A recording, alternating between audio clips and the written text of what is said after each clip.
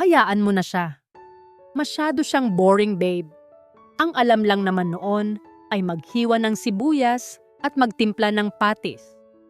Dito ka lang sa tabi ko, mas masarap ka pa kaysa sa anumang luto niya.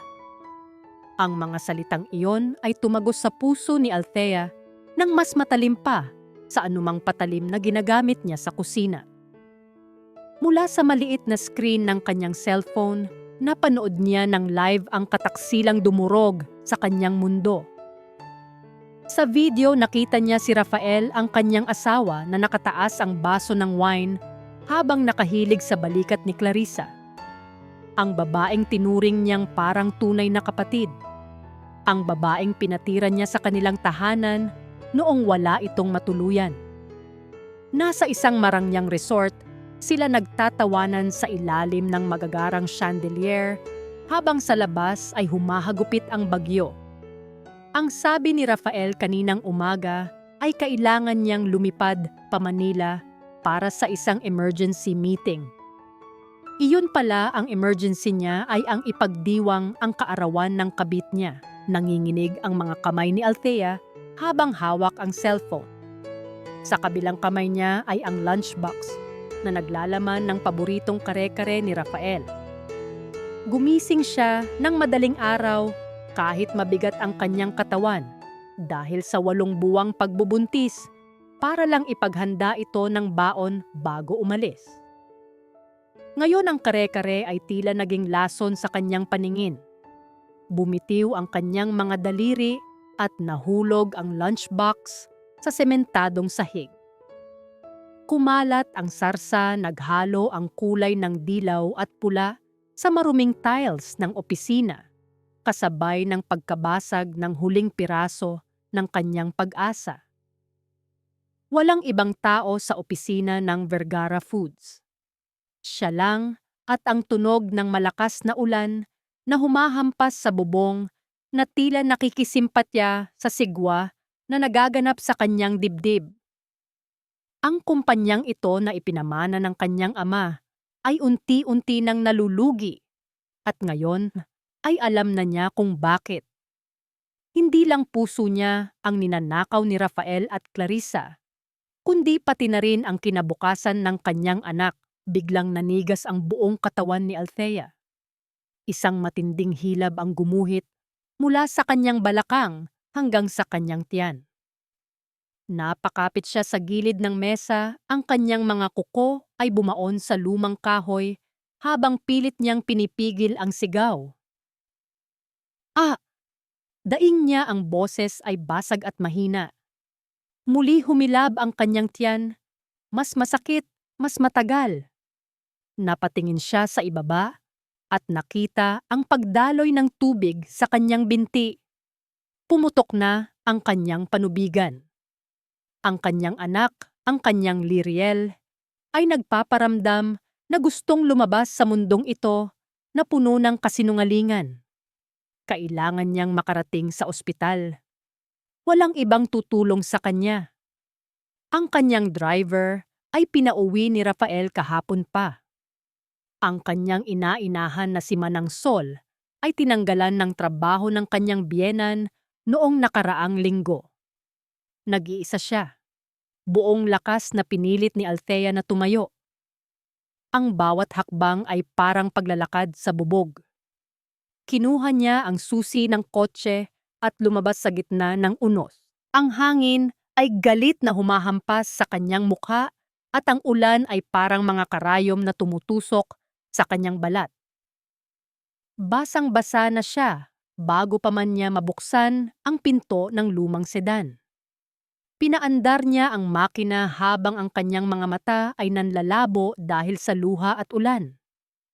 Ang kalsada ng Iloilo ay unti-unti nang nilalamon ng baha. Madilim ang paligid, tanging ang kidlat lamang ang nagbibigay ng panandaliang liwanag sa daan. Habang mahigpit ang hawak sa manibela, hindi napigilan ni Althea na magbalik tanaw. Biglang sumagi sa kanyang isipan ang araw ng kanilang kasal, 5 taon na ang nakararaan. Malinaw pa sa kanyang alaala kung paano lumuhod si Rafael sa harap ng altar, hawak ang kanyang kamay ng mahigpit. Althea, sabi noon ni Rafael, ang mga mata ay puno ng pangako. Ako ang magiging silong mo kapag umuulan. Ako ang magiging tahanan mo kapag pagod ka na. Hinding-hindi ka na mag-iisa. Isang mapait na ngiti ang gumuhit sa mga labi ni Althea habang ang tubig baha ay nagsisimula ng umabot sa gulong ng kanyang sasakyan. Nasaan na ang silong na iyon? Nasaan na ang tahanan? Ang lalaking nangako ng proteksyon ay siya palang magtutulak sa kanya sa gitna ng bagyo. Sinungaling, bulong niya sa hangin. Sinungaling ka, Rafael! Isa pang matinding kontraksyon ang tumama sa kanya dahilan upang mapapikit siya sa sakit. Sa saglit na pagkawala ng kanyang atensyon, hindi niya napansin ang malalim na lubak na natatakpan ng tubig. Kumaldag ng malakas ang sasakyan. Naramdaman niya ang pagtigil ng makina. Sinubukan niyang paandarin muli ito. Pihit ng pihit sa susi, ngunit tanging katahimikan ng makina ang sumagot sa kanya. Patay na ang makina. Nasa gitna siya ng baha sa isang liblib na kalsada papuntang ospital at walang ibang sasakyan na dumadaan dahil sa lakas ng bagyo. Ang tubig ay mabilis na tumataas, umaabot na sa pinto ng kotse. Napasandal si Althea sa upuan, pagod na pagod. Ang sakit ng panganganak ay humahalo sa sakit ng pagtataksil. Hinaplos niya ang kanyang malaki at matigas na tiyan. Sorry anak. Hikbi niya, ang boses ay puno ng pagsisisi. Patawarin mo si Mami. Wala tayong payong ngayon. Wala tayong masisilungan. Naramdaman niya ang pagsipa ng sanggol, tila sinasabi na huwag siyang sumuko.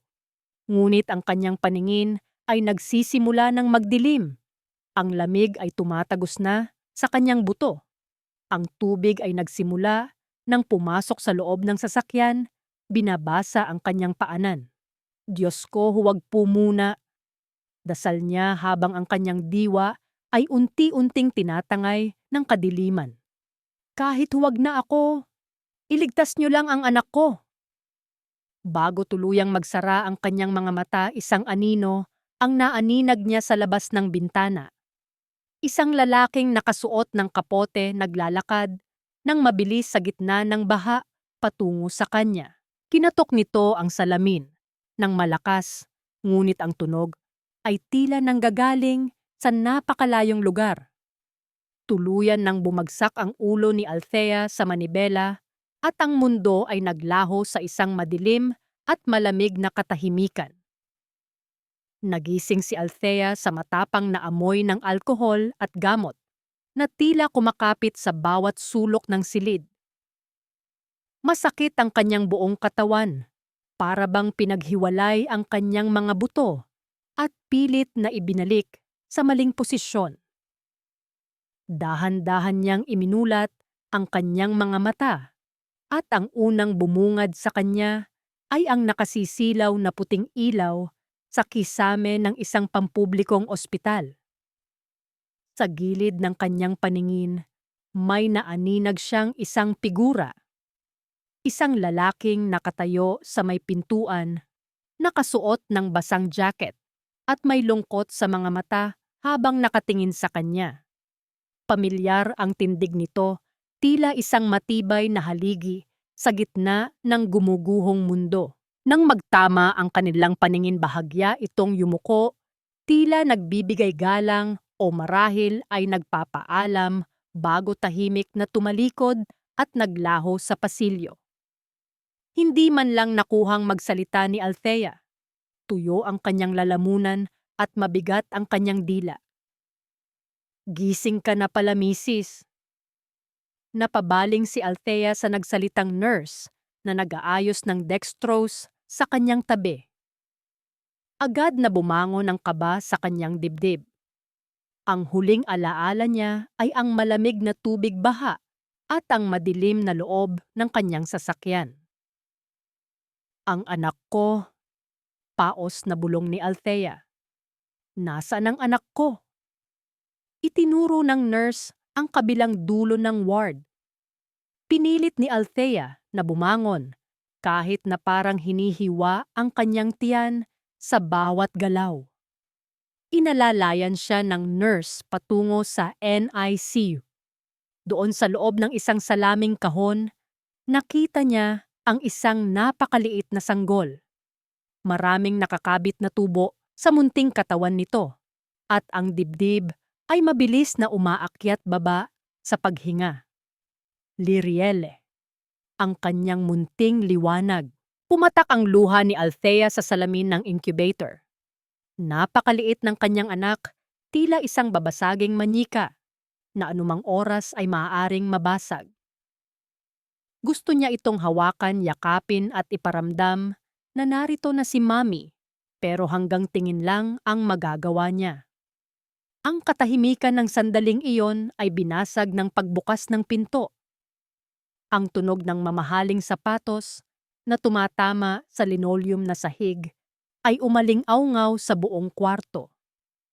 Hindi na kailangang lumingon ni Althea para malaman kung sino ang dumating. Ang bigat ng hangin sa paligid ay biglang nagbago, naging masikip at nakakasakal. Andito ka lang pala. Ang boses ni Rafael ay walang bahid ng pag-aalala. Malamig, tila nakikipag-usap sa isang estranghero. Dahan-dahang humarap si Althea. Nakatayo sa may pintuan ng kanyang asawa, tuyo at maayos ang suot, habang sa tabi nito ay ang kanyang biyenan na si Doña Esperanza. Nakataas ang kilay ng matanda, habang ang mga mata nito ay nanunuri sa kanya mula ulo hanggang paana. Para bang siya ay isang basahan na naligaw sa palasyo. Walang dalang prutas, walang bulaklak, walang yakap. Sa halip may inilapag si Rafael na isang brown envelope sa ibabaw ng mesa malapit sa incubator. Ano to? Tanong ni Althea, bagaman alam na ng kanyang puso ang sagot. Annulment papers, sagot ni Rafael, hindi makatingin ng diretso sa kanya. Pirmahan mo na, Althea. Huwag na nating pahirapan ang isa't isa. Alam mong hindi na tayo masaya. Mapatawan ng mapait si Althea, isang tawang puno ng sakit. Hindi masaya, o baka naman hindi ka na masaya dahil may iba ka nang pinapasaya. Nakita ko kayo ni Clarissa, Raff. Huwag mo akong gawing tanga.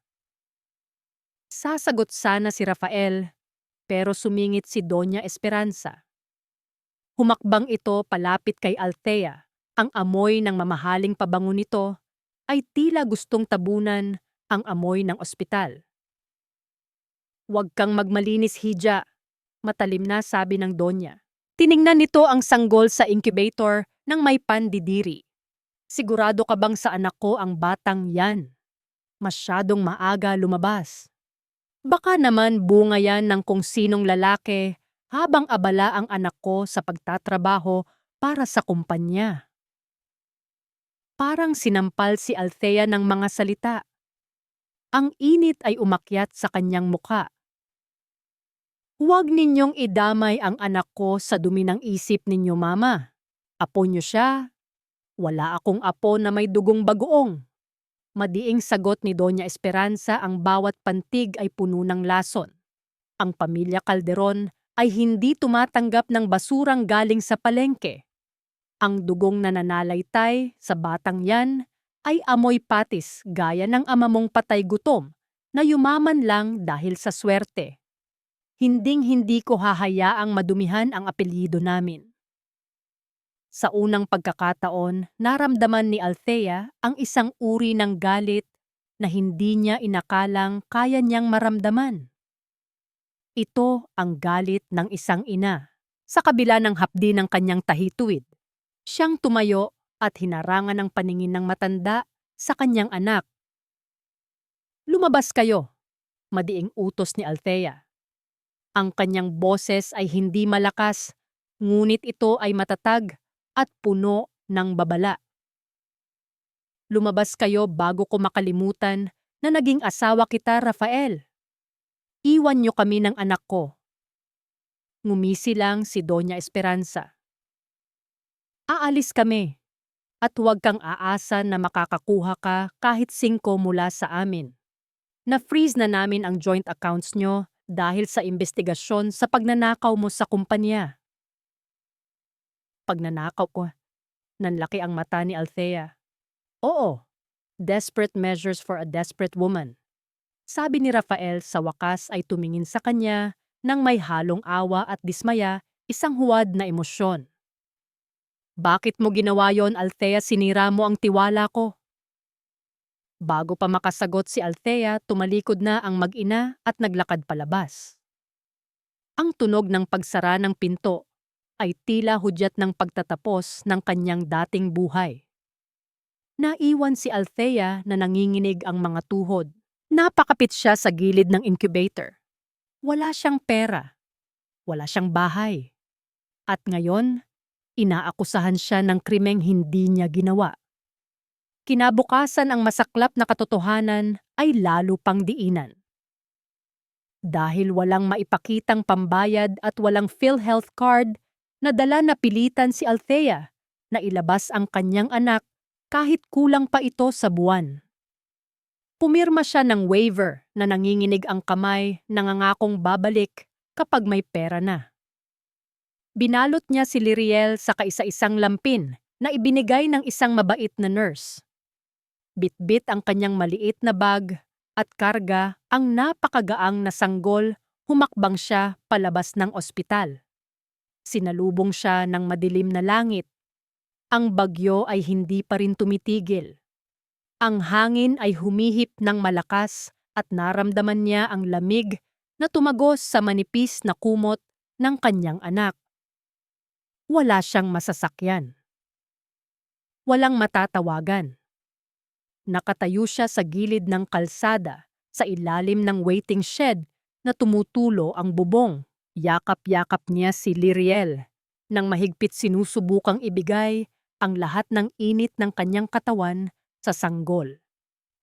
Mula sa malayo ang dagundong ng kulog ay gumapang sa kalangitan isang malalim at nakakatakot na babala. Tumingala si Althea, hinayaan ang ilang patak ng ulan na humalo sa luha sa kanyang pisngi. Saan tayo pupunta, anak? Bulong niya sa hangin. Saan tayo sisilong? Ang tanging sagot sa kanya ay ang walang humpay na pagbuhos ng ulan sa sementadong kalsada, tinatangay ang lahat ng bakas ng kanyang nakaraan at nag-iiwan lamang ng isang malawak at nakakatakot na kawalan. Ang ingay ng ulan sa yero ay hindi na nakakakalma. Ito ay naging isang walang humpay na paalala ng kanilang kinalalagyan. Sa bawat patak na tumatama sa butas-butas na bubong, naririnig ni Althea ang kalansing ng kahirapan. Ang silid na inupahan niya sa isang eskinita sa Mandurriao ay halos kasing laki lang ng walk-in closet niya noon sa mansyon. Dito ang dingding ay gawa sa plywood na tinubuan na ng amag at ang sahig ay sementong may bitak na nilalatagan lang ng manipis na banig.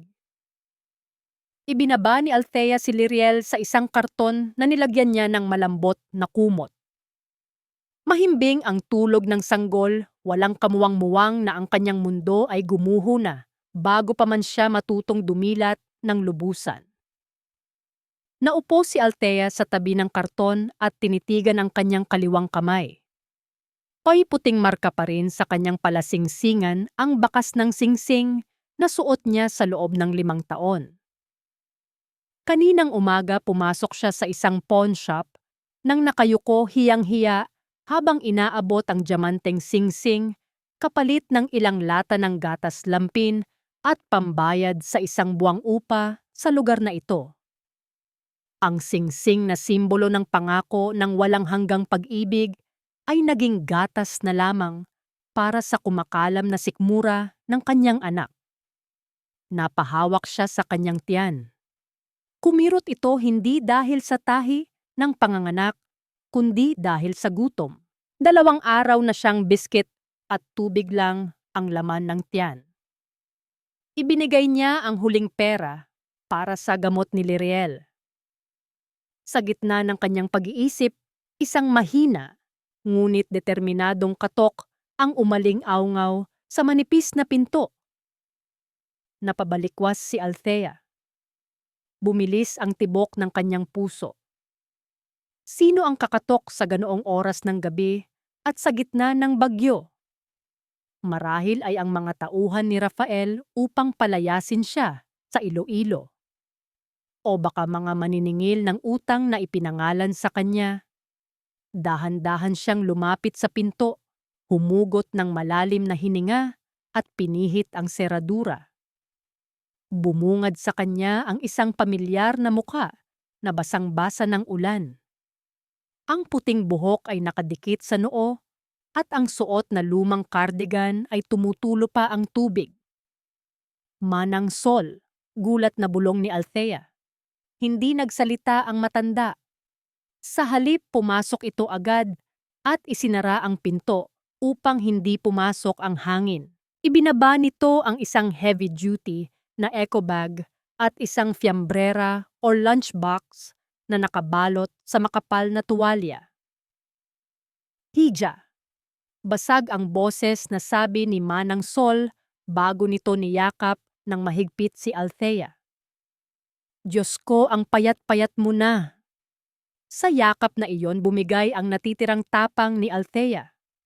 Ang amoy ni Manang Sol, amoy ng efficacent oil at pulbos, ay amoy ng kanyang kabataan, amoy ng tahanan na totoo.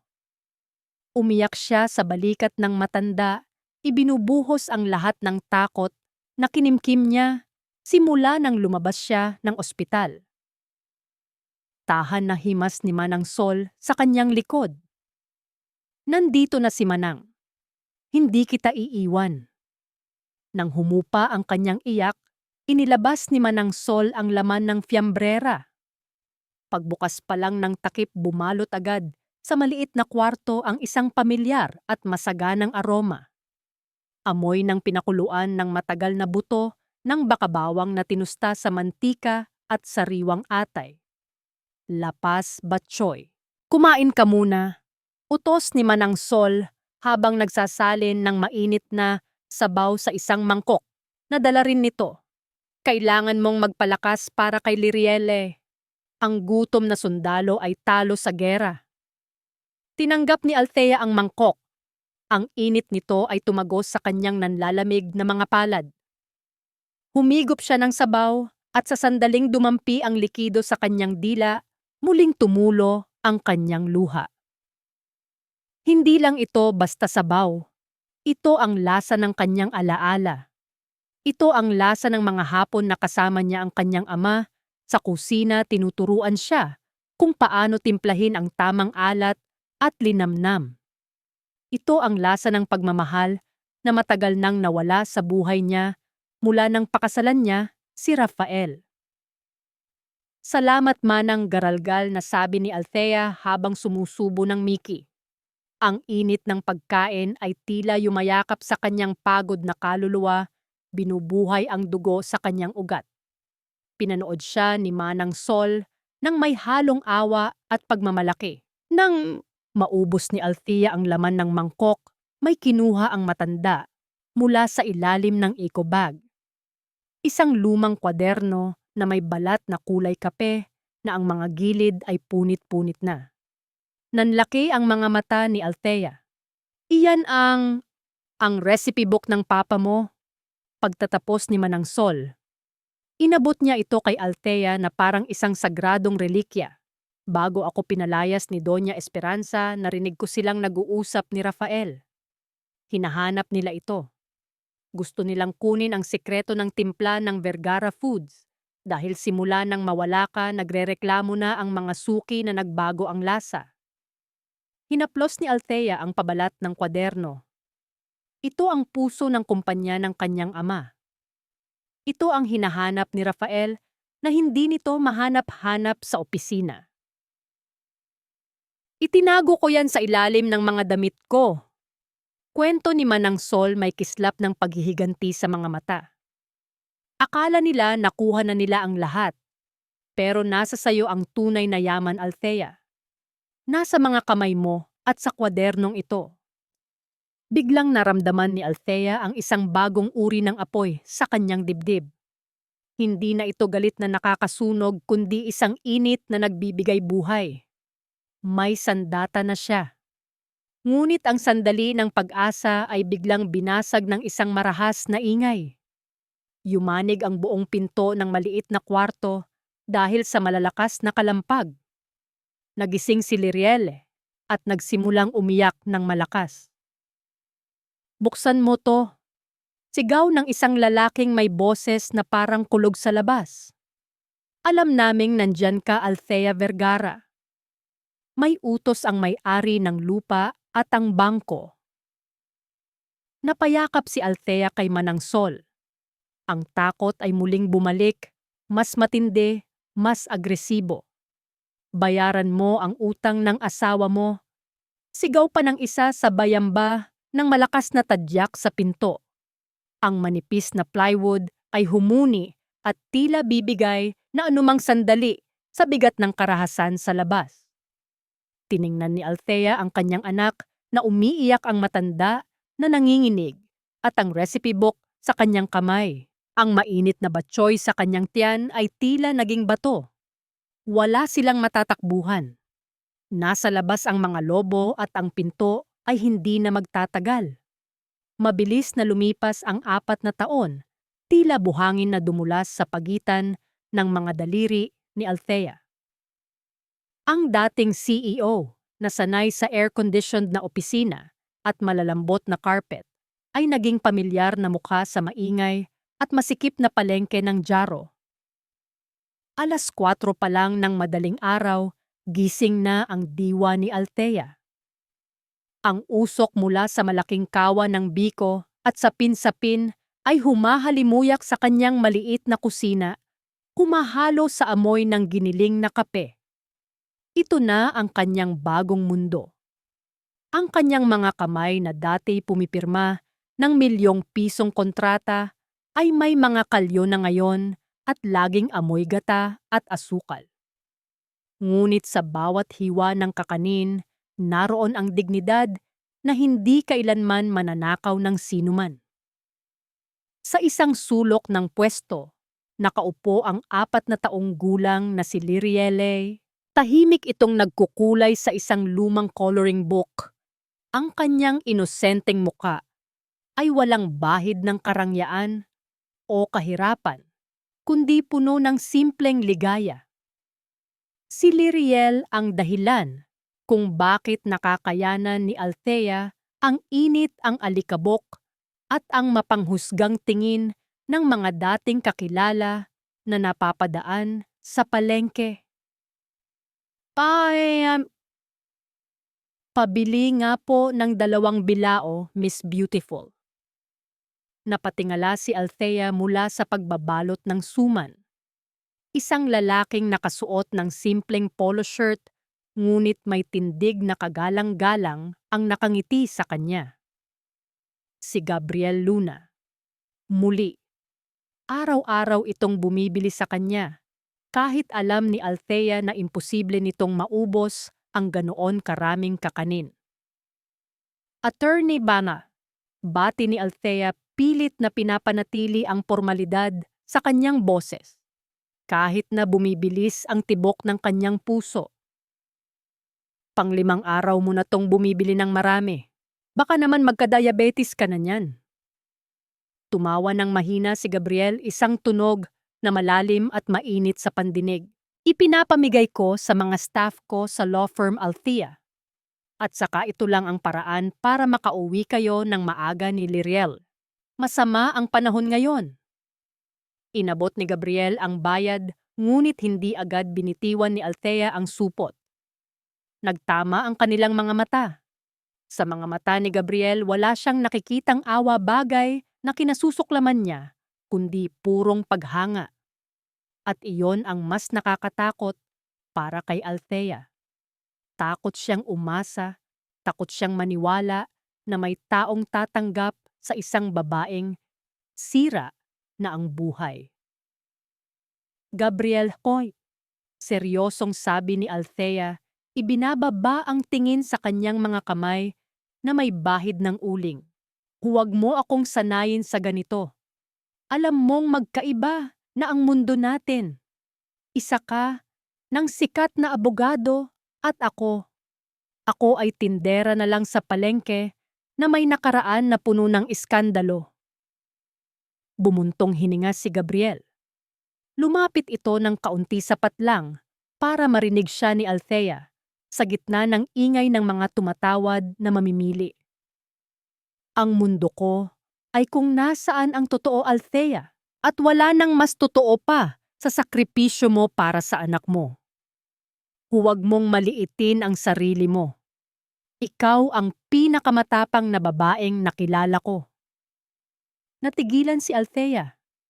Ang mga salitang iyon ay parang balsamo sa mga sugat na hindi pa tuluyang naghihilom. Sa gitna ng kanilang pag-uusap, biglang nagdilim ang langit. Wala nang babala bumuhos ang malakas na ulan. Ang palengke ay naging magulo. Nagtakbuhan ang mga tao para humanap ng masisilungan. Ang unang reaksyon ni Althea ay hindi ang sarili, kundi ang kanyang paninda. Ang mga bilao ng kakanin ay mababasa at masisira. Ito ang puhunan nila para sa susunod na linggo.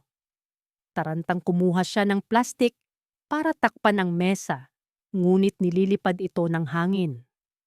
Basang-basa na ang kanyang buhok at damit. Biglang tumigil ang pagbagsak ng ulan sa kanyang ulunan kahit naririnig pa rin niya ang lagaslas nito sa paligid. Nag-angat siya ng tingin. Isang malaking payong ang nakasukob sa kanya at sa kanyang mga paninda. Hawak ito ni Gabriel. Ang kalahati ng katawan ng binata ay nakalabas sa payong hinahayaan ng sarili na mabasa ng ulan para lang masigurong tuyo si Althea at ang mga kakanin. Napakalapit nila sa isa't isa. Naamoy ni Althea ang pinaghalong amoy ng ulan at ang pabango ni Gabriel na amoy sandalwood. Naramdaman niya ang init ng katawan nito na sumasalungat sa lamig ng hangin. Ako na ang bahala dito. Bulong ni Gabriel, ang kanyang boses ay matatag at panatag. Magpatila ka muna sa loob. Sa sandaling iyon sa ilalim ng payong na yon, naramdaman ni Althea ang isang pamilyar na pakiramdam na matagal na niyang kinalimutan.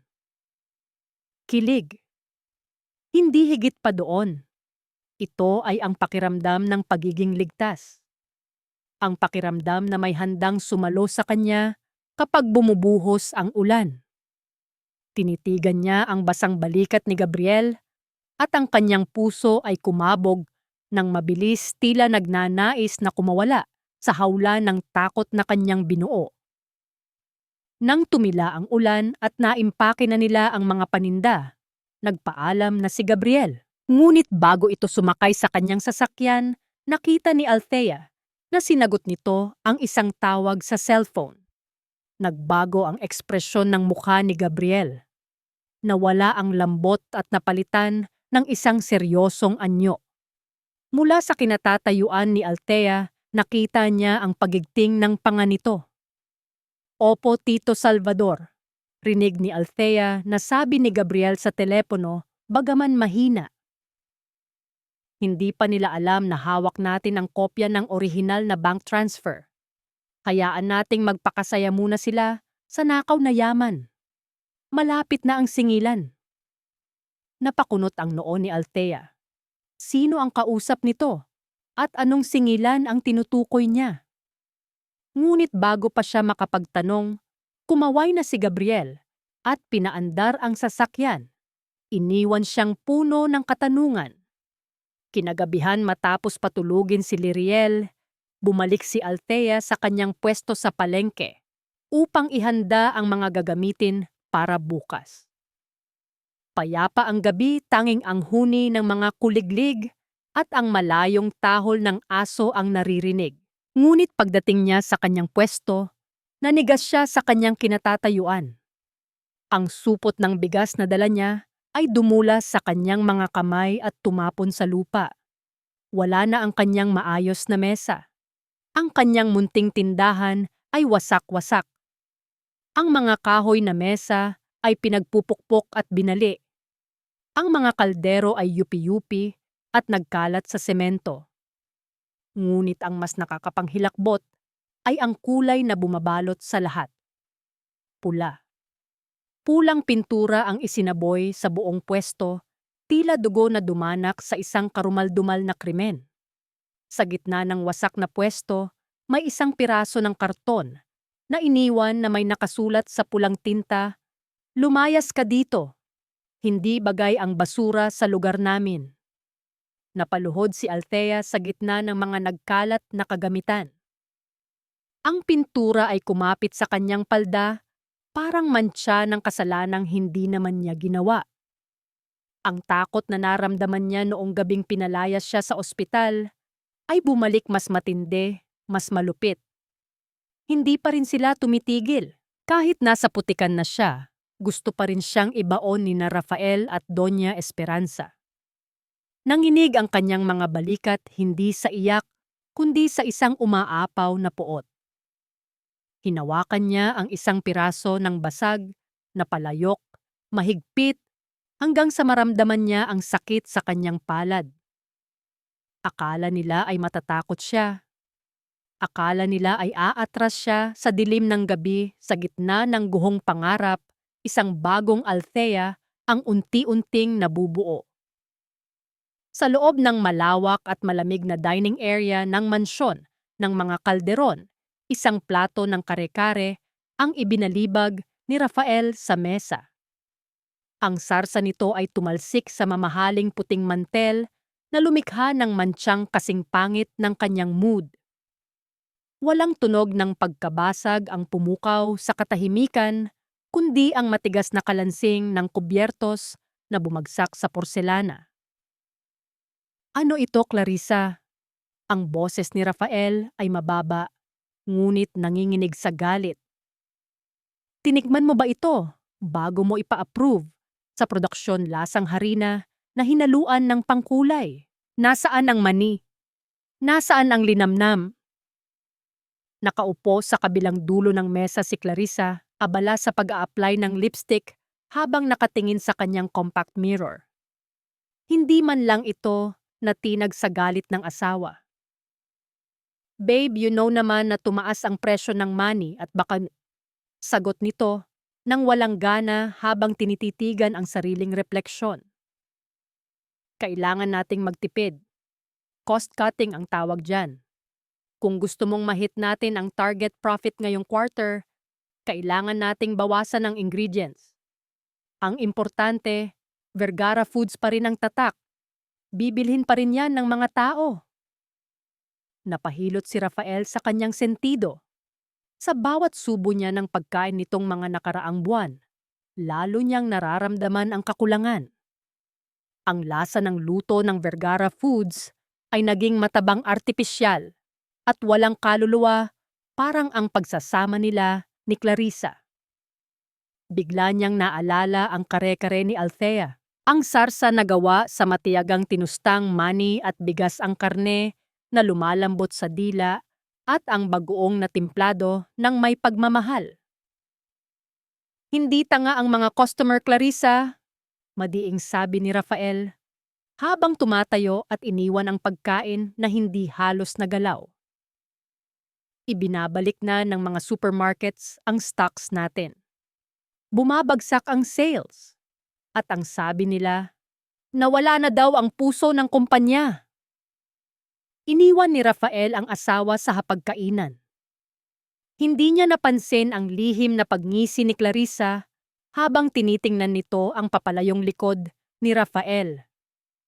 Kinuha ng babae ang kanyang cellphone at nagtipa ng mensahe sa isang numerong hindi nakarehistro Nakapirma na siya sa loan.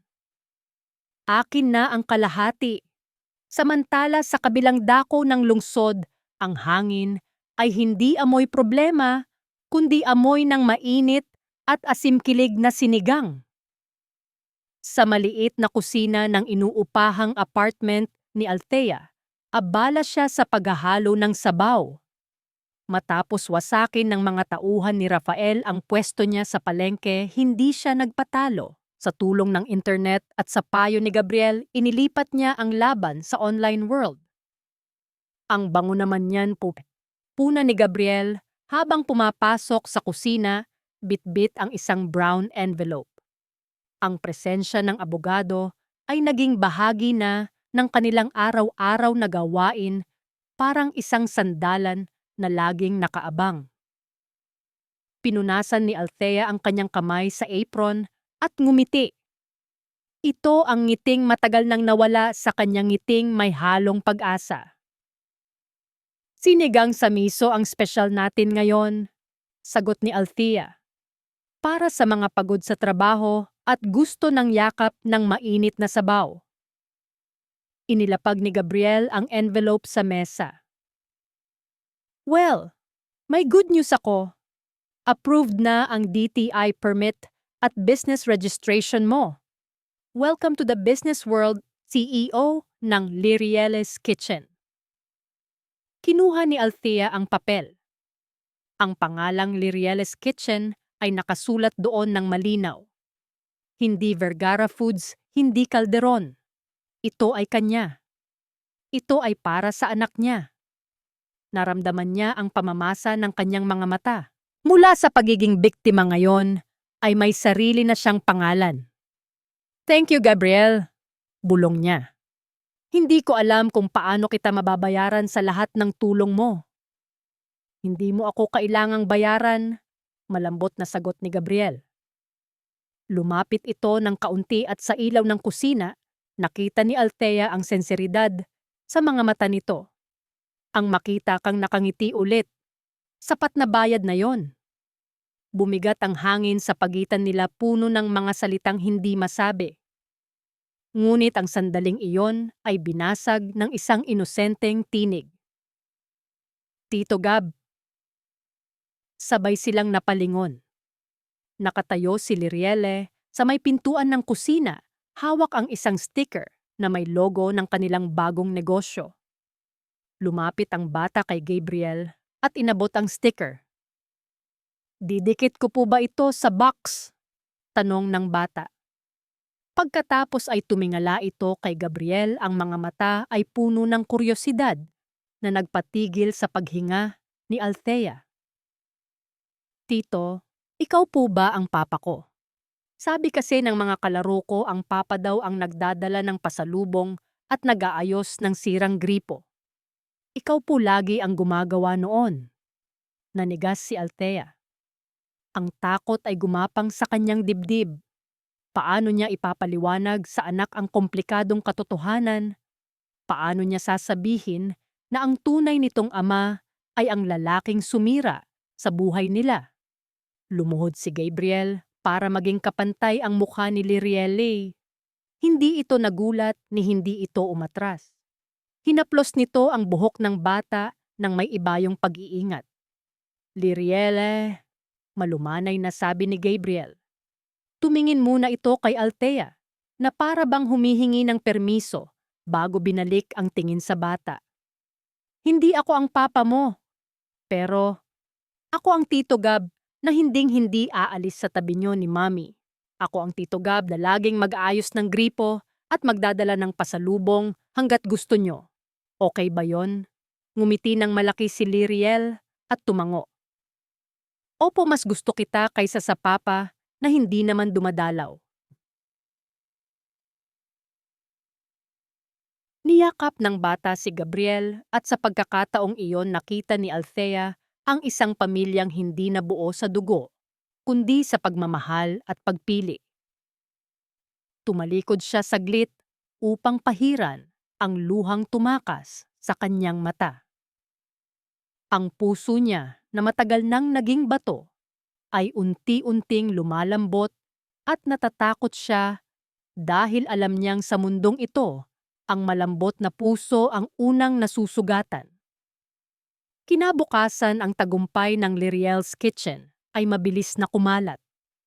Dahil sa sarap ng luto at sa kwento ni Althea na unti-unting nalalaman ng mga tao, dumagsa ang mga order.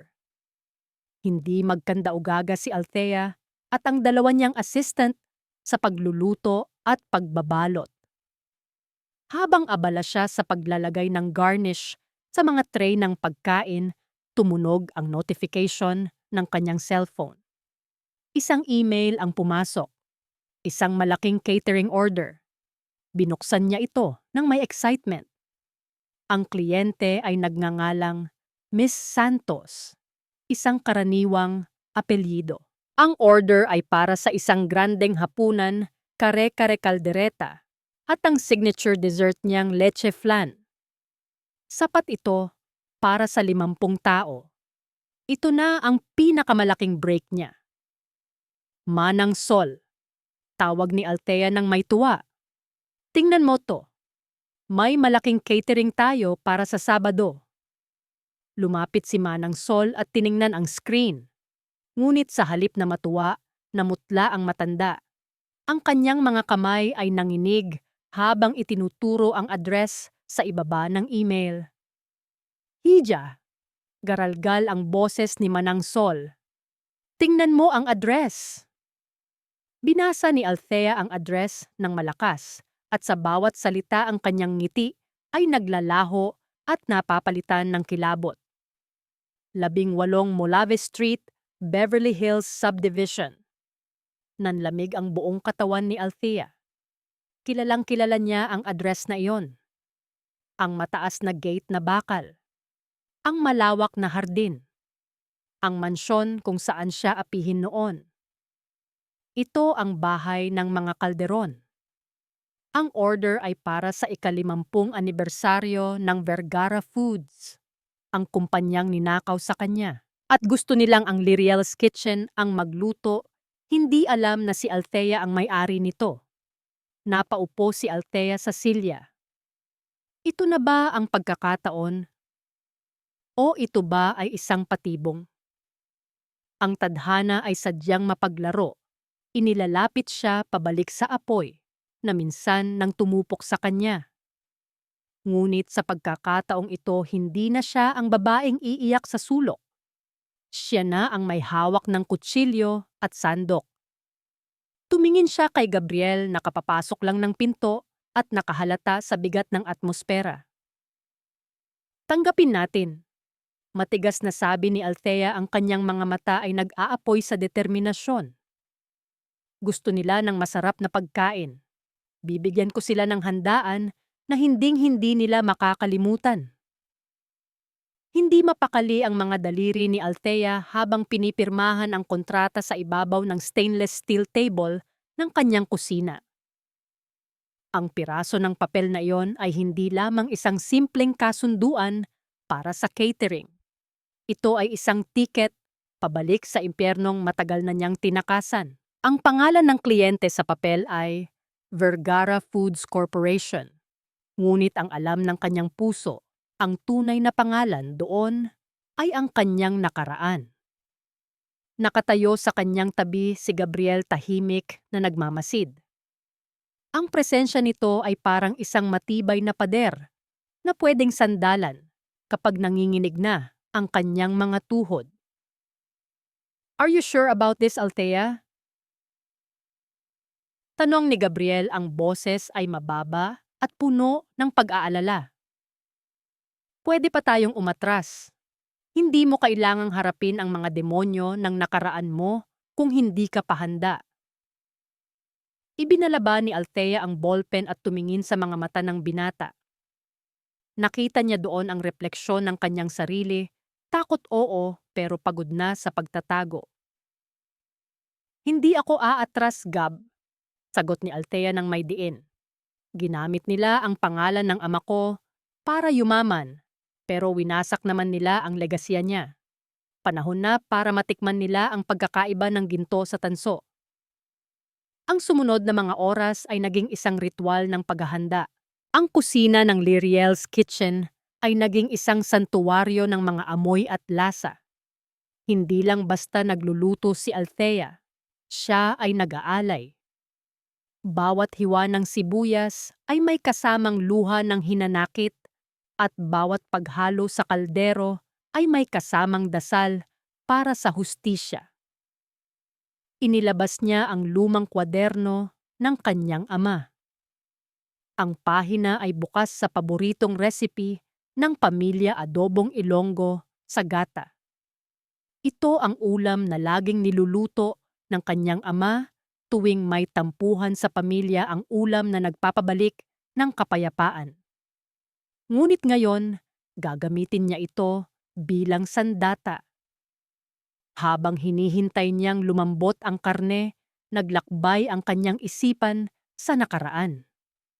Naalala niya ang mainit na haplos ng kamay ng kanyang papa sa kanyang balikat habang tinuturuan siyang magtimpla. Tandaan mo, Althea, ang boses ng kanyang ama ay tila bumubulong sa usok ng niluluto. Ang sikreto ng masarap na adobo ay hindi sa dami ng tuyo o suka. Nasa pasensya yan.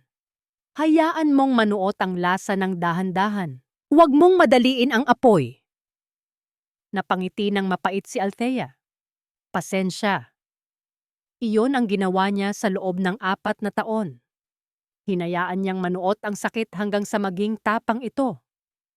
Ngayon luto na ang kanyang plano.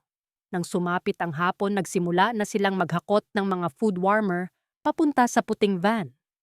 Si Gabriel mismo ang nagbuhat ng mabibigat na kagamitan. Hindi alintana kung madumihan ang kanyang plantsadong polo. Nang maisara na ang likod ng van, huminto, saglit si Althea. Ang kanyang mga kamay ay nanlalamig at pinagpapawisan. Bigla siyang dinalaw ng matinding kaba. Paano kung makilala siya agad? Paano kung ipagtabuyan siya bago pa man matikman ang pagkain? Ang imahe ni Doña Esperanza na nanlilisik ang mga mata ay muling gumambala sa kanyang diwa. Naramdaman niya ang isang mainit na palad na humawak sa kanyang nanginginig na kamay.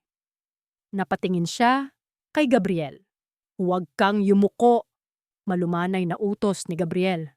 Hinaplos ng hinlalaki nito ang likod ng kanyang palad, nagbibigay ng init na tumutunaw sa kanyang kaba. Ikaw si Althea Vergara. Ikaw ang reyna ng kusinang ito. Papasok ka sa bahay na yon hindi bilang biktima, kundi bilang may-ari ng lasang hindi nila kayang gayahin. Chin up. Isang malalim na hininga ang pinakawalan ni Althea. Tumango siya at sa unang pagkakataon sa araw na iyon ang kanyang ngiti ay umabot sa kanyang mga mata. Salamat, Gab. Hindi ko alam kung saan ako pupulutin kung wala ka. Nasa tabi mo lang ako, sagot ni Gabriel bago nito pinagbuksan siya ng pinto ng sasakyan. Hanggang sa huli. Habang bumabagtas ang van sa pamilyar na kalsada patungo sa Beverly Hills Subdivision, tahimik lang sila. Ang tanging ingay ay ang ugong ng makina at ang mabilis na tibok ng puso ni Althea. Uminlaw ang screen ng cellphone ni Althea na nakapatong sa dashboard. Isang mensahe mula kay Manang Sol. Nasa loob na ako. Handa na ang projector. Hinihintay na lang ang hudyat mo. Napahigpit ang hawak ni Althea sa kanyang seatbelt. Ang bitag ay nakalatag na. Ang daga na lang ang kulang. Narating nila ang dulo ng Molave Street. Ang mataas na gate na bakal ng mansyon ng mga Calderon ay nakatayo pa rin ng may pagmamalaki. Tila isang higanteng halimaw na handang lumamon ng sinumang mangahas lumapit. Bumagal ang takbo ng van habang papalapit sa gate. 2 security guard ang lumapit para inspeksyonin sila. Ngunit bago pa man makababa ang driver, bumukas ang maliit na pinto sa gilid ng gate. Lumabas si Rafael. Nagbago na ito. Ang dating makinis at mayabang na mukha ay may bakas na ng pagod at stress. Ang kanyang buhok ay may mangilan-ngilan ng uban at ang kanyang mga mata ay malikot.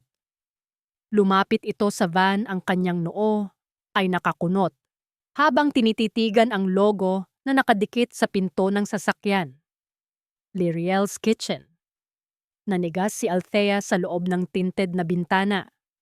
Ang kanyang dating asawa ay nasa ilang pulgada lang ang layo mula sa kanya. Nakita niya ang paggalaw ng mga labi ni Rafael habang binabasa ang pangalan ng catering service. Liriele! Bulong ni Rafael, ang kanyang boses ay hindi rinig sa loob, ngunit nabasa ni Althea sa kanyang mga labi. Tumigil ang mundo ni Althea. Ang pangalan ng kanilang anak. Maaalala kaya niya magdududa, kaya siya dahan-dahang humakbang si Rafael palapit sa bintana kung saan nakaupo si Althea. Itinaas nito ang kamay para kumatok sa salamin. Ang anino ng kanyang kamay ay tumakip sa mukha ni Althea, tila isang banta ng kadiliman na muling nagbabalik. Napapikit si Althea at naghanda. Ito na. Ang paghaharap na 4 na taon niyang iniwasan at pinaghandaan ay narito na. Ang malawak na bulwagan ng mansyon ng mga Calderon ay pinalamutian ng libu-libong ilaw na kristal. Ang bawat sulok ay nagkikinang tila pilit na tinatakpan ng karangyaan, ang mga bitak ng isang imperyong malapit ng gumuho. Nakasuot ng mga mamahaling barong at gown ang mga bisita. Ang iba ay mga tapat na investor, noon pa man ng ama ni Althea, at ang iba ay mga bagong muka na nalinlang ng magagandang salita ni Rafael. Sa gilid ng silid nakatayo si Althea. Suot niya ang itim na uniforme ng catering service, ang kanyang buhok ay nakapusod ng mahigpit at ang kalahati ng kanyang mukha ay natatakpan ng surgical mask. Ito ang kanyang balatkayo. Sa gabing ito, siya ay hindi si Althea Vergara na tagapagmana. Siya ay isang anino lamang na nagsisilbi sa mga taong umagaw ng kanyang trono.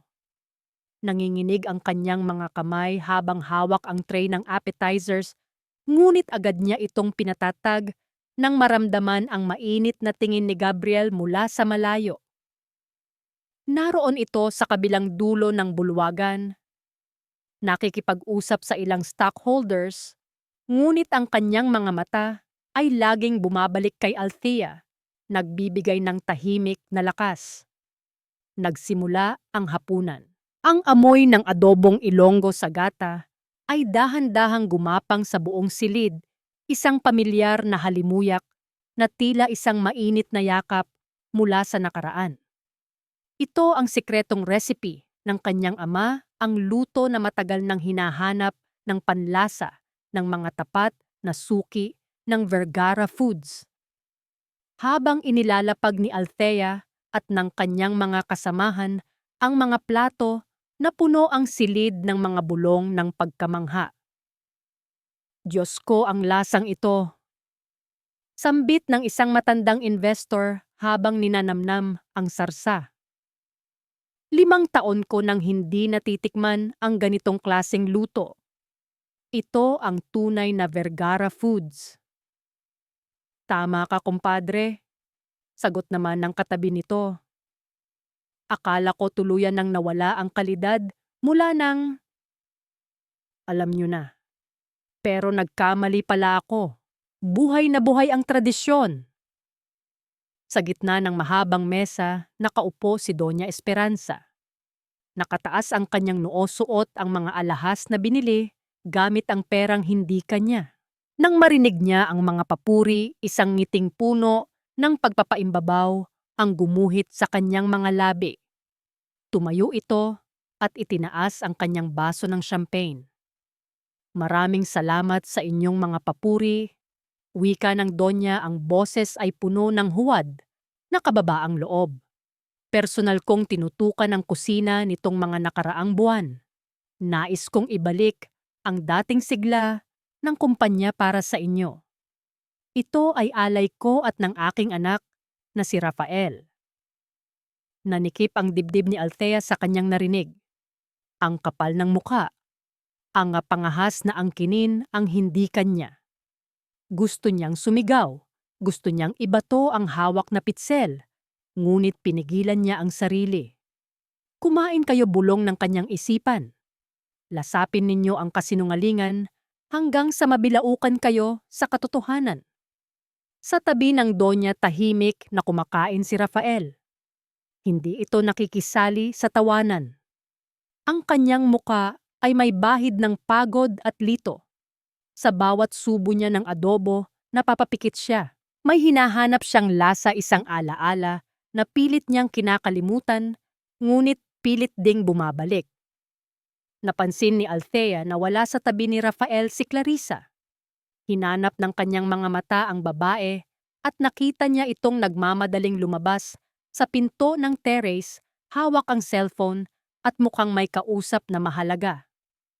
May kaba sa galaw nito, tila isang magnanakaw na natatakot mahuli. Ngunit hindi iyon ang oras para sundan siya. Ang target ni Althea ay nasa hapagkainan. Dumating ang oras ng dessert. Inilabas nila ang leche flan na may dayap zest ang paborito ni Rafael noong nagsasama pa sila. Ito ang laging niluluto ni Althea tuwing may sakit ang asawa o kapag pagod ito galing sa trabaho. Ang tamis nito ay may halong pait ng balat ng dayap, isang komplikadong lasa na si Althea lang ang nakakagawa. Dahan-dahang lumapit si Althea sa pwesto ni Rafael. Ang bawat hakbang ay tila paglalakad sa ibabaw ng nipis ng yelo. Inilapag niya ang platito sa harap ng lalaki. Hindi tumingin si Rafael sa kanya. Nakatitig lang ito sa leche flan. Ang makinis na ibabaw nito ang tamang lapot ng arnibal at ang maliliit na hibla ng dayap sa ibabaw. Kinuha ni Rafael ang kanyang kutsara, hiwa, subo. Tumigil ang mundo sa loob ng bulwagan para kay Althea. Nanigas si Rafael. Ang kutsara ay nanatili sa kanyang bibig ng ilang sandali bago niya ito dahan-dahang ibinaba. Ang lasa ay sumabog sa kanyang bibig, hindi lang tamis kundi alaala. Alaala ng mga gabing hinihintay siya ng asawa ng mga umagang may nakahandang almusal ng pagmamahal na tinapon niya. Ang lasang ito, imposible. Mabilis na nag-angat ng tingin si Rafael. Ang kanyang mga mata ay nanlaki nang makita ang babaeng nagsilbi sa kanya. Nakatayo ito ng tuwid, ang mga mata ay pamilyar na pamilyar kahit natatakpan ng maskara. Ang mga matang iyon na dati puno ng pagmamahal ngayon ay malamig na at walang emosyon. Bumilis ang paghinga ni Rafael. Ang ingay ng paligid ay tila naging ugong sa kanyang pandinig.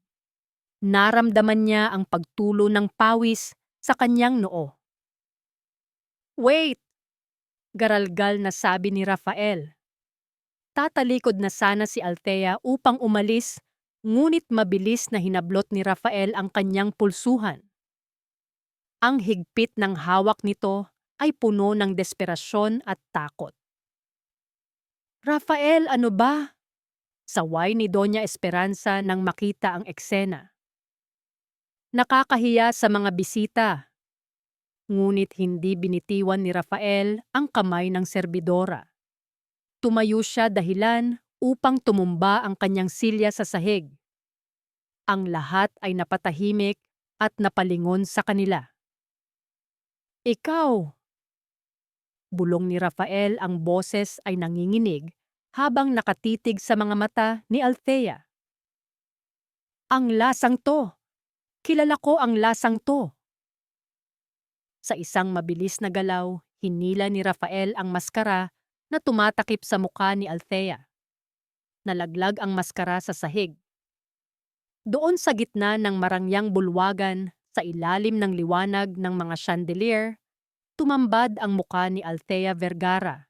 Hindi na siya ang babaeng basahan na pinalayas sa ospital. Ang kanyang muka ay payapa, ang kanyang baba ay nakataas, at ang kanyang titig ay tumatagos sa kaluluwa ng lalaking nagtakwil sa kanya. Napasinghap ang buong silid. Si Doña Esperanza ay napahawak sa kanyang dibdib. Si Gabriel ay humakbang palapit handang sumugod kung kinakailangan. Althea, bulalas ni Rafael, tila nakakita ng multo. Tinitigan siya ni Althea at sa kauna-unahang pagkakataon matapos ang 4 na taon, nagsalita siya. Ang kanyang boses ay malinaw, matatag at puno ng kapangyarihan. Nagustuhan mo ba ang luto ko, Rafael? O masyado ba itong mapait para sa panlasa ng isang taksil? Ang katahimikan sa loob ng marangyang bulwagan ay mas mabigat pa sa mga kristal na chandelier na nakasabit sa kisame.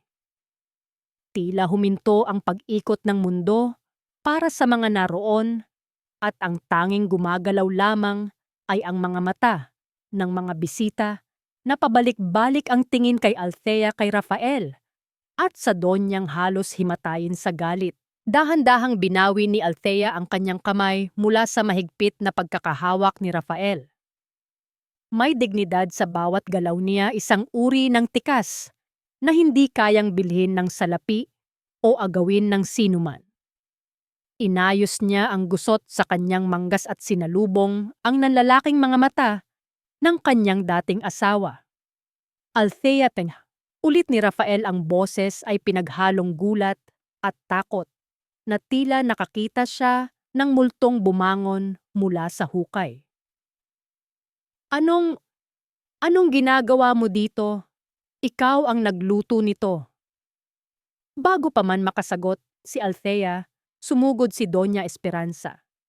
Ang takong ng kanyang sapatos ay lumikha ng mararahas na hakbang sa makintab na sahig.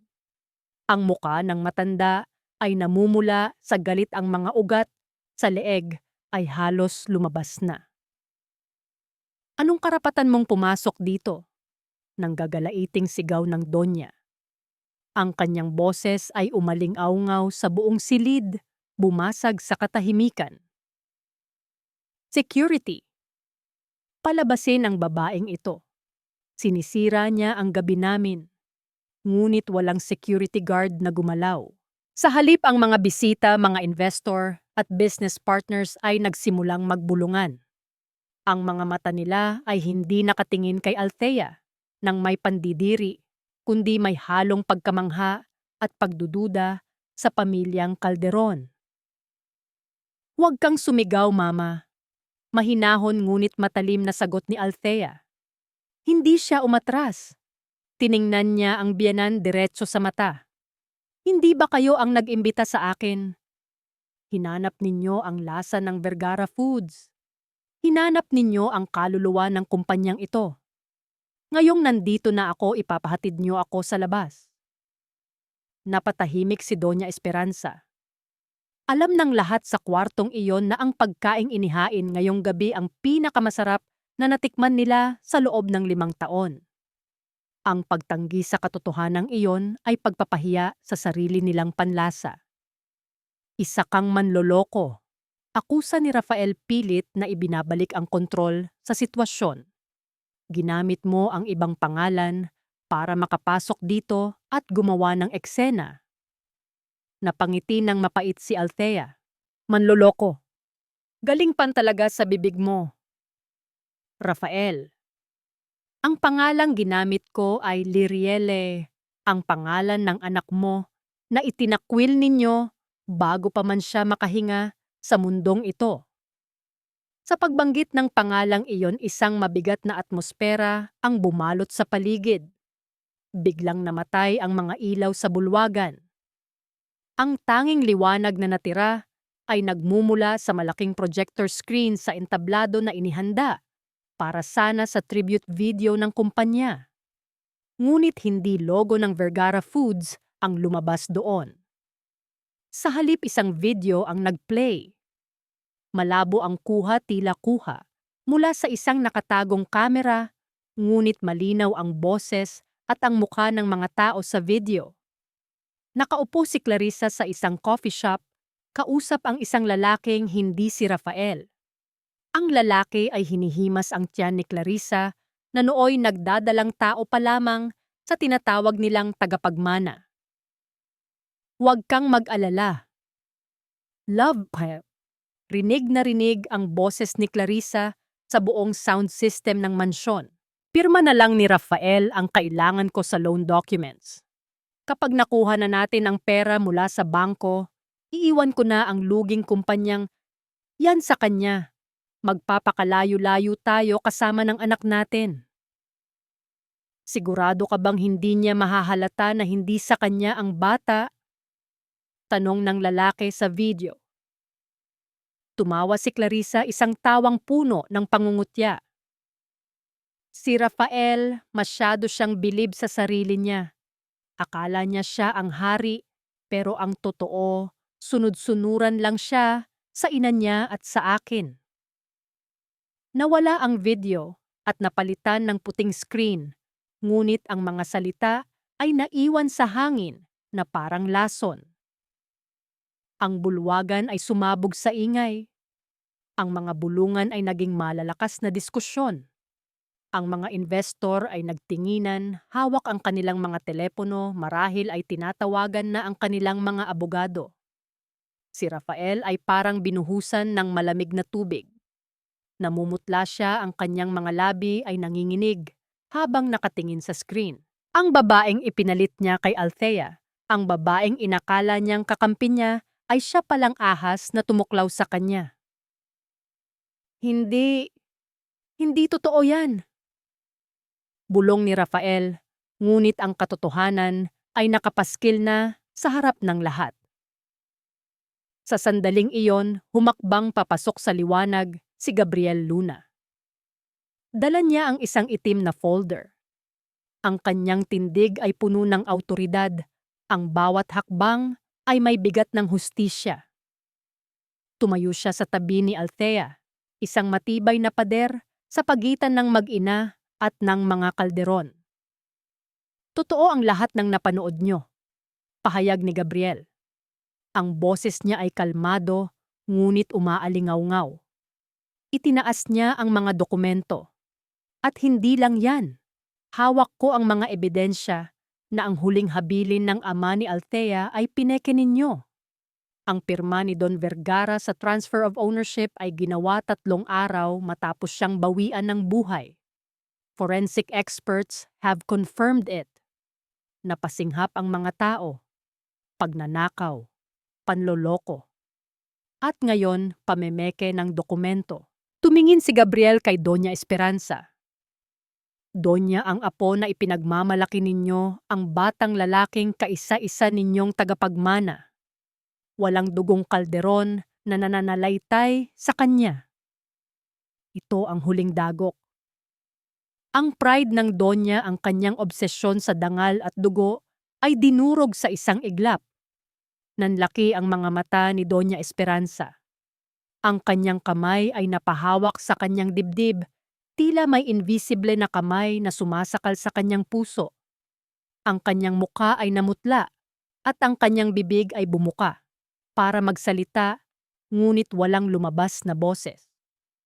Dahan-dahan parang isang gusaling nawalan ng pundasyon, bumagsak si Doña Esperanza sa sahig. Ang tunog ng kanyang pagbagsak ay sinundan ng pagkabasag ng baso na natabig niya sa mesa. Mama, sigaw ni Rafael, ngunit hindi siya agad makagalaw. Ang kanyang utak ay gulong-gulo. Nawala ang asawa niya, nawala ang kumpanya, naloko siya ng kabit, at ngayon ay bumagsak ang kanyang ina. Tumingin si Rafael kay Althea. Sa gitna ng kaguluhan, nakatayo si Althea. Nang payapa ang kanyang muka, ay hindi mababakas ng tuwa, kundi ng awa. At ang awang iyon ang mas lalong nagpainit sa ulo ni Rafael. Mas gugustuhin pa niyang sampalin siya nito kaysa tingnan siya na parang isang kaawa-awang nilalang. Kasalanan mo to, sigaw ni Rafael. nawala na ang kanyang katinuan. Ang galit at hiya ay naging marahas na enerhiya. Sumugod si Rafael kay Althea. Ang kanyang mga kamay ay nakaakma upang saktan ang babaeng minsan niyang minahal. Gusto niyang burahin ang awa sa mukha nito. Gusto niyang saktan ito gaya ng pananakit ng katotohanan sa kanya. Hindi gumalaw si Althea. Hindi siya kumurap. Alam niyang hindi na siya ang dating Althea na walang kalaban-laban. At higit sa lahat alam niyang hindi na siya nag-iisa sa laban na ito. Sa isang iglap, isang matibay na kamay ang sumalag sa braso ni Rafael bago pa man ito dumapo sa mukha ni Althea. Mahigpit, madiin, tila bakal na pumigil sa isang marupok na kahoy, si Gabriel. Nakabuka ang palad ng abogado sa dibdib ni Rafael. Puwersahan itong itinutulak palayo. Ang mga mata ni Gabriel na kanina ay puno ng lambing kapag nakatingin kay Althea, ngayon ay nanlilisik sa galit. Malamig ang kanyang titig, parang yelo na nakakapaso sa balat. Subukan mo, Rafael. Babala ni Gabriel, ang kanyang boses ay mababa, ngunit may talim na mas delikado pa sa sigaw. Subukan mong dampian kahit dulo ng daliri si Althea at sisiguraduhin kong sa kulungan ka pupulutin ngayong gabi. Idadagdag ko ang assault sa listahan ng mga kaso mo. Napaurong si Rafael.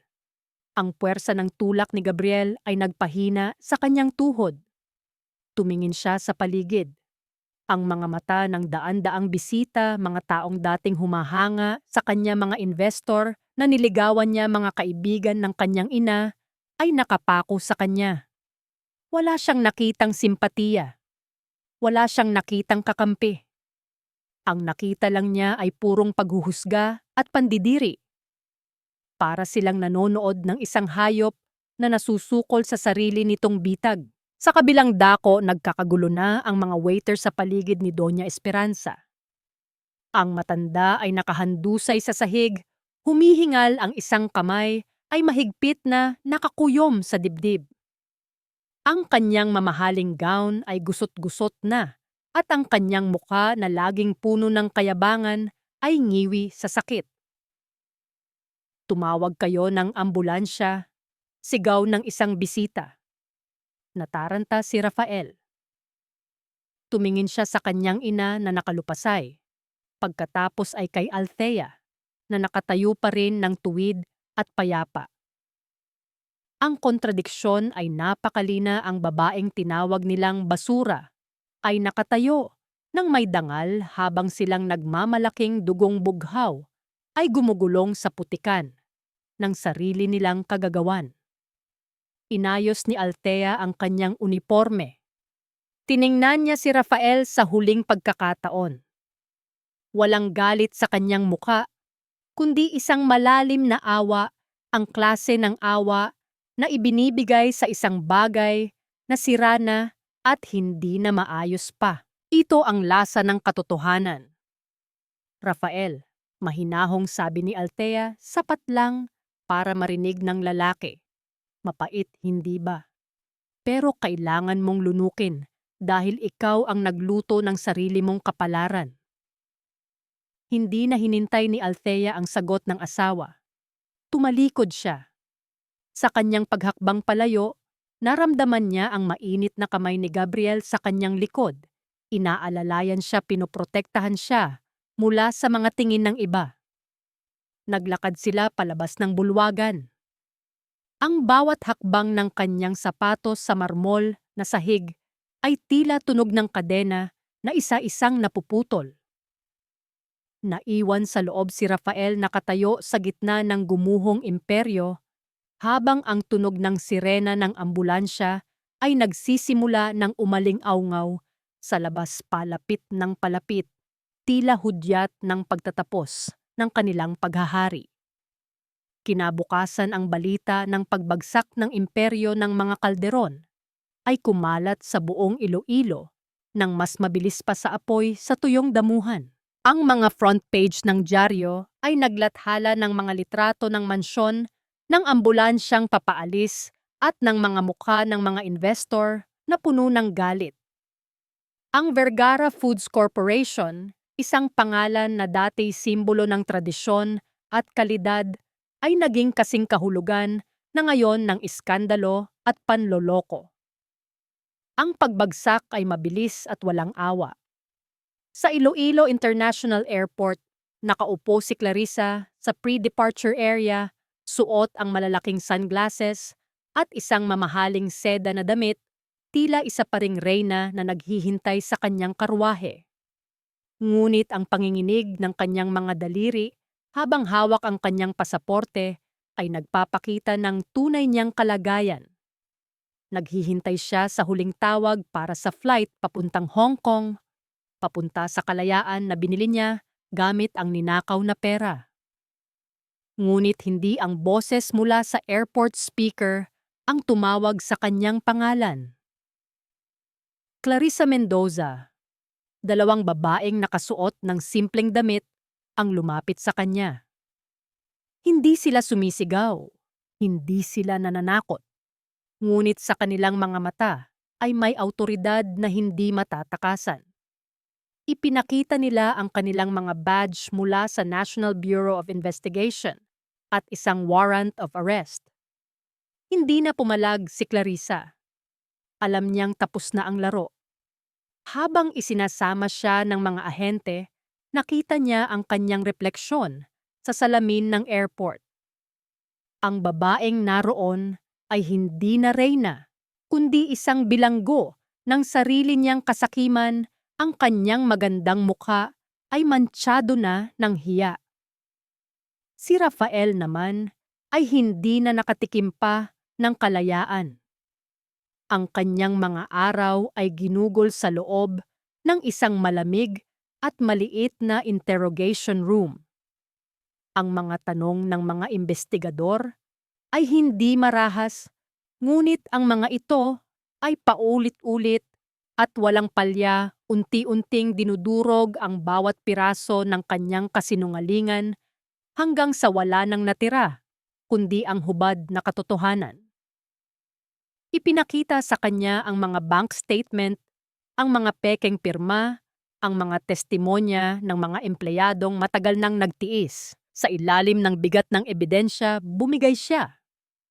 Ang kumpanya ay idineklarang bangkarota. Ang mansyon ay isinara. Ang malaking karatula ng Vergara Foods sa labas ng pabrika ay ibinaba, ang bawat letra ay tila luha na bumabagsak sa lupa. Ang lahat ng pinaghirapan ng ama ni Althea at ninakaw nila ay naging abo na lamang. Isang hapon ilang linggo matapos ang gabi ng handaan, nagpunta si Althea sa isang pribadong ospital. Hindi para maghiganti, hindi para manumbat. Nadatnan niya si Doña Esperanza sa isang tahimik na silid. Nakahiga ito sa kama, ang kalahati ng kanyang katawan ay hindi na gumagalaw. Ang stroke ay kinuha ang kanyang lakas, ang kanyang boses at higit sa lahat, ang kanyang kayabangan. Ang mga mata lamang niya ang gumagalaw at nang makita niya si Althea na pumasok, ang mga matang iyon ay napuno ng galit na walang magawa.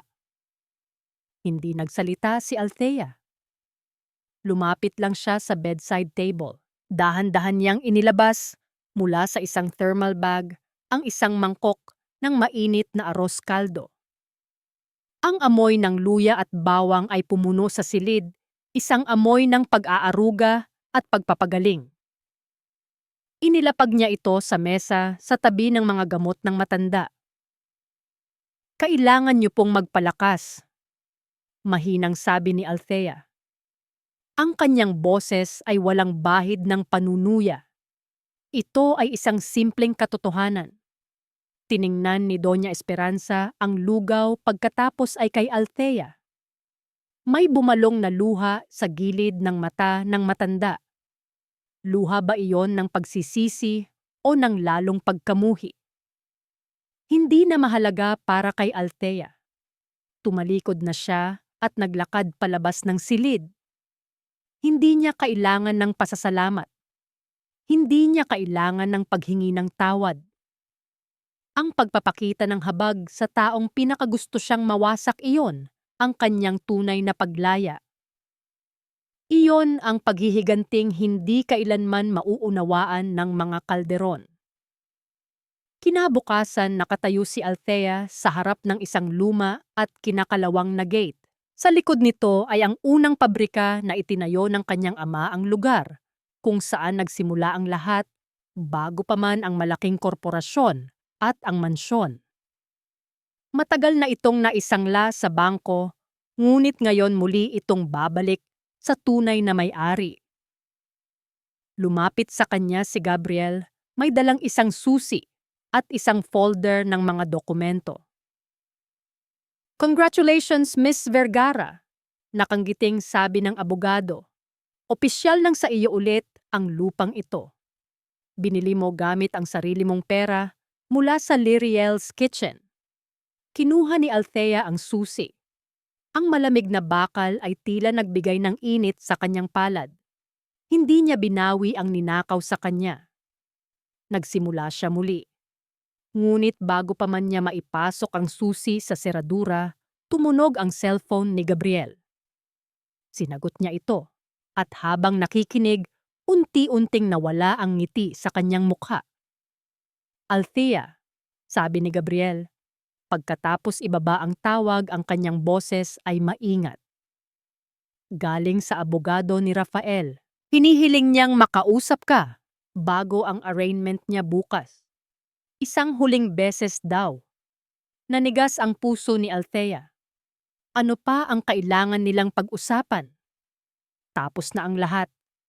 Hindi mo kailangang pumunta. Mabilis na sabi ni Gabriel. Wala kang obligasyon sa kanya. Tumingin si Althea sa lumang pabrika, pagkatapos ay sa susi sa kanyang kamay.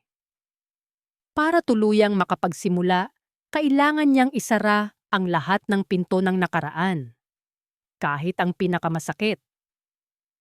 Sa loob ng isang maliit na visitor's room sa City Jail, ang hangin ay mabigat at amoy pagsisisi. Nakaupo si Althea sa isang upuang plastik, isang salamin ang namamagitan sa kanila ni Rafael. Ang lalaking nasa kabilang panig ng salamin ay hindi na ang mayabang na Rafael na kilala niya. Ang kanyang buhok ay magulo, ang kanyang mga mata ay lubog, at ang kanyang suot na orange na damit ay sumisigaw ng kanyang kabiguan. Nang makita siya nito, tumulo ang luha sa mga mata ni Rafael. Hindi na ito nag-atubili. Mula sa kanyang upuan, lumuhod ito sa maruming sahig.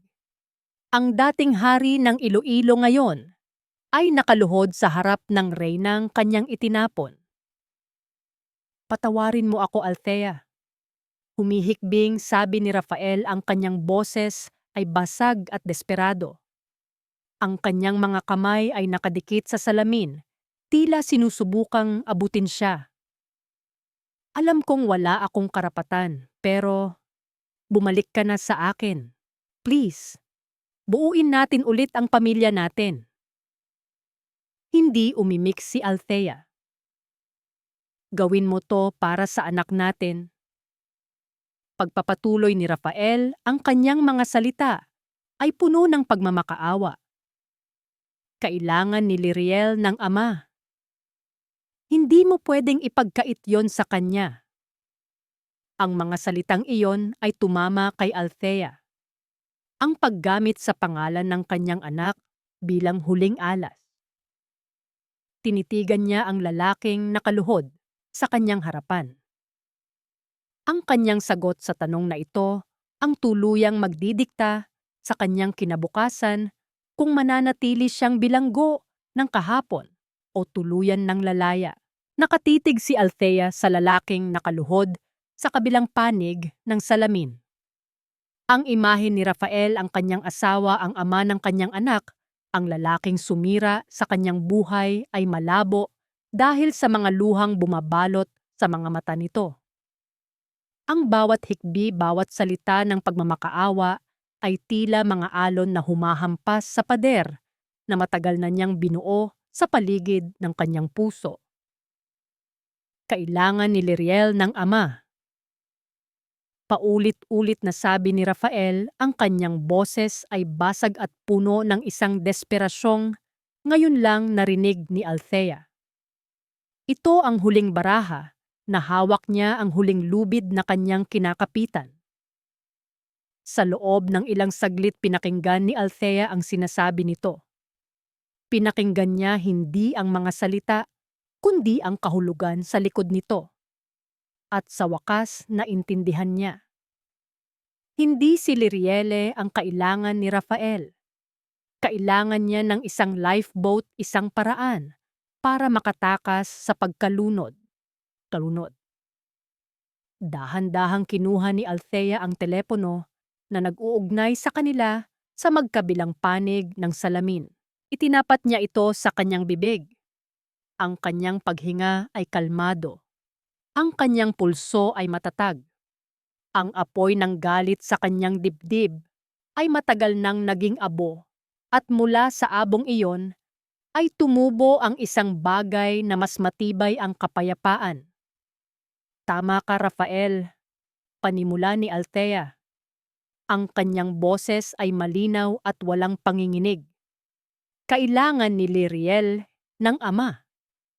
Isang kislap ng pag-asa ang sumilay sa mga mata ni Rafael. Sumubok itong ngumiti sa gitna ng kanyang mga luha, ngunit nagpatuloy si Althea. Pero nagkakamali ka. May ama si Liriel. Napakunot ang noo ni Rafael, puno ng pagkalito. Ano? Ang pagiging ama ay hindi natatapos sa pagbibigay ng dugo o apelyido.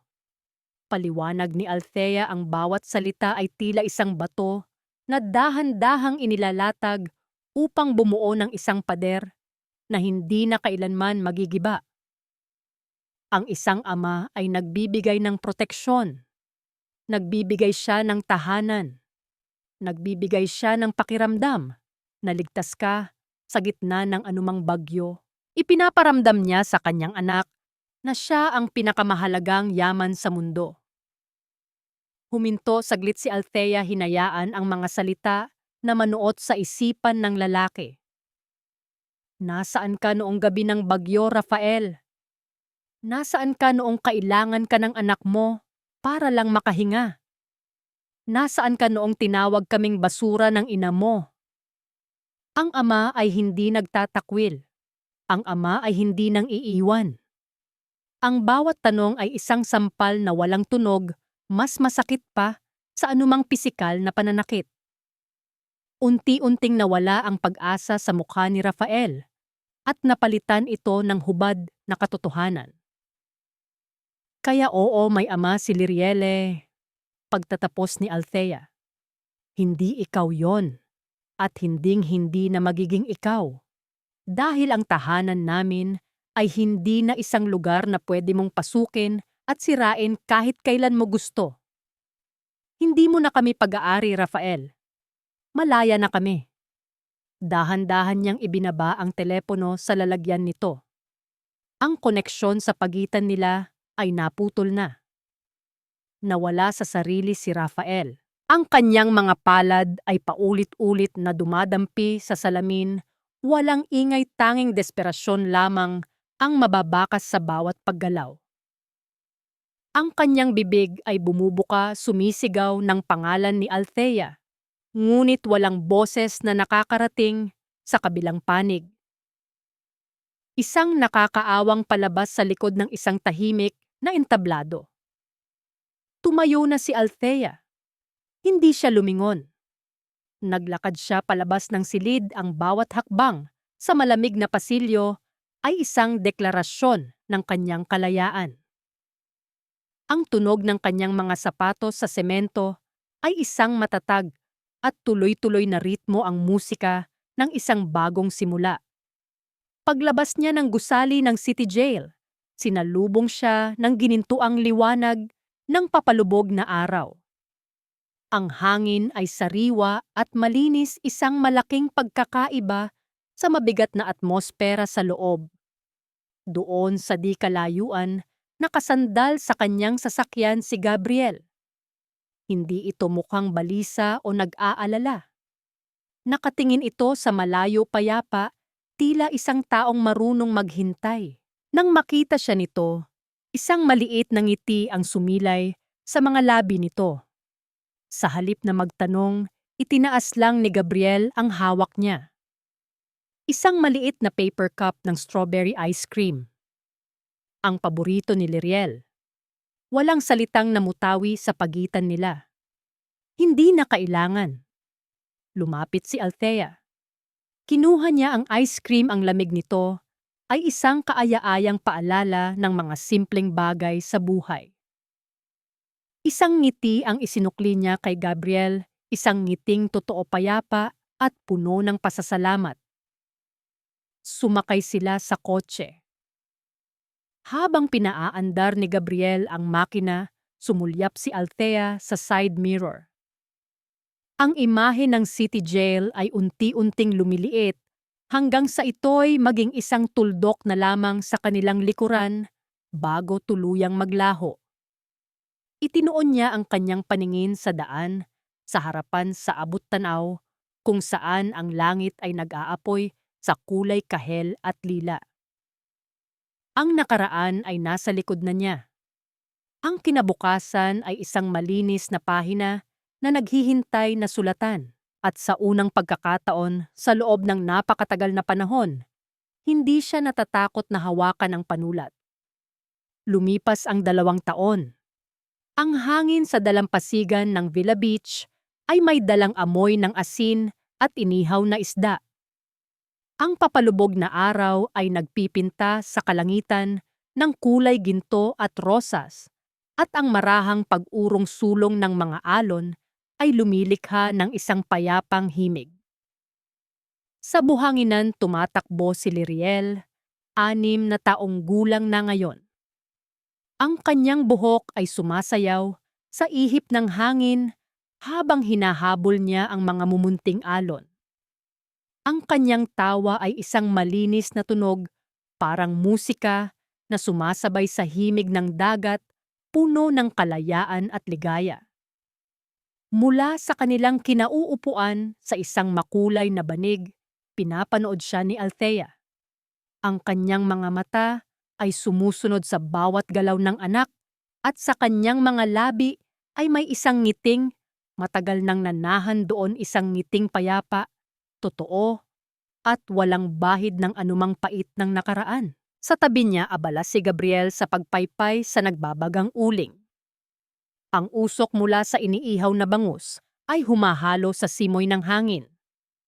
Nakasuot ito ng simpleng puting t-shirt at shorts, malayo sa dating itsura nito na laging naka-Amerikana. Dito sa tabi ng dagat sa tabi ni Althea, siya ay si Gabriel lamang. Lumapit si Manang Sol, dala-dala ang isang mangkok ng bagong saing na kanin. Uupo na sana ito sa isang sulok, ngunit pinigilan siya ni Althea. "Dito ka sa gitna, Manang," sabi ni Althea, tinatapik ang espasyo sa pagitan nila ni Gabriel. "Hindi kumpleto ang pamilya kung wala ka." Napangiti ang matanda, ang kanyang mga mata ay nagningning sa tuwa habang umuupo sa gitna ng dalawa. Ang hapunan nila ay simple. Inihaw na isda, kanin at ensaladang talong na may kamatis at itlog na maalat. Walang magagarang plato, walang mga kristal na baso. Ang kanilang mga kamay ang nagsilbing kubyertos. Ngunit sa bawat subo, sa bawat tawanan, habang nag-aagawan sa pinakamasarap na parte ng isda, naroon ang isang uri ng kasaganaan na hindi kayang tumbasan ng anumang yaman. Nang matapos silang kumain, habang si Liriel at Manang Sol ay naglalaro na ng sungka sa gilid, lumapit si Gabriel kay Althea. May kinuha ito mula sa kanyang bag, hindi isang maliit na kahon. na gawa sa pelos kundi isang piraso ng tela na maingat na nakatupi. Para sa'yo, malambing na sabi ni Gabriel, iniabot ito kay Althea. Nagtatakang binuksan ito ni Althea. Isang pares ng apron. Ang isa ay kulay krema, ang isa ay kulay abo. Sa gitna ng bawat isa ay may borda. Hindi pangalan ng kumpanya, hindi logo. Sa isang apron nakaborda ang pangalang Althea at sa isa naman ay Gabriel. Ang mga pangalan ay pinagdugtong ng isang simpleng hibla ng sinulid na pula na bumubuo ng hugis puso. Hindi ako marunong magluto, Althea. Nahihiyang pag-amin ni Gabriel habang kinakamot ang kanyang batok. Pero handa akong maging katulong mo sa kusina habang buhay. Tagahiwa ng sibuyas, tagahugas ng plato, tagatikim. Kahit ano basta kasama ka. Bumalong ang luha sa mga mata ni Althea. Hindi ito luha ng sakit, kundi luha ng kaligayahan na matagal niyang inakalang hindi na niya muling mararamdaman. Hindi niya kailangan ng diamante. Hindi niya kailangan ng mga pangako sa ilalim ng buwan. Ang kailangan niya ay isang taong handang samahan siya sa kusina ng buhay sa init, sa hirap at sa sarap. Hindi siya sumagot ng oo. Sa halip kinuha niya ang abong apron at maingat na isinuot ito kay Gabriel. Tinali niya ang sintas sa likod nito at sa sandaling iyon, hinawakan ni Gabriel ang kanyang mga kamay. Kinuha naman nito ang kremang apron at isinuot sa kanya. Habang itinataling ni Gabriel ang sintas sa kanyang likuran, naramdaman ni Althea ang init ng hininga nito malapit sa kanyang tainga. Ang bawat daliri nito na dumadampi sa kanyang baywang ay tila nagpapadala ng kuryente sa kanyang buong katawan. Isang kuryenteng hindi nakakasakit, kundi nagbibigay buhay. Kasosyo na kita habang buhay, sa kusina at sa pag-ibig, bulong nito.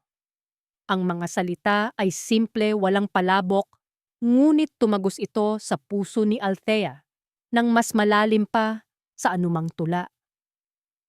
Hindi na napigilan ni Althea ang pagpatak ng kanyang luha. Dahan-dahan siyang humarap kay Gabriel. Hinawakan niya ang magkabilang pisngi nito at sa ilalim ng papalubog na araw sa harap ng dagat na naging saksi sa lahat ng kanyang sakit at tagumpay, hinalikan niya ito. Isang halik na hindi nagmamadali.